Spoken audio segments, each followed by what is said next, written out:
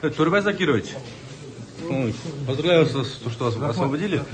Можете прокомментировать вообще все дело это? Как вы?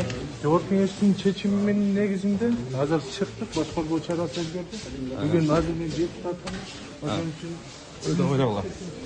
үчүн Турбай Закирович, ушул эми кой турсаңыз болот да эми.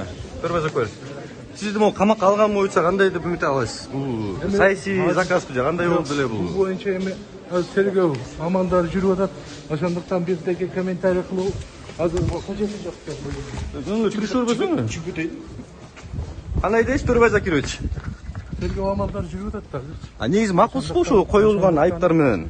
Бул коюлган айыптар боюнча сот жүрөт. Мен макул эмес. Ошондуктан сот жүргөн учурда азыр бирдеки айтуу дагы кыйын да. Бул тергөө жүрүп аткан учурда биз баягы анча мынча нерселерди айтууга мыйзам жол бербейт. Могу Асылбек Шарипович боюнча кандай деп ойлойсуз? Асылбек Шарипович мен көргөнүм жок азырчы. Биз көргөнүбүз жок. Ал кишини да кое бердиби? Аны билбейт экенмин азыр. Азыр мына чыктыңыз бүгүн, кандай кадам кыласыз? Эмне кыласыз? Үйгө барасызбы же кандай? Жакшы барыңыз.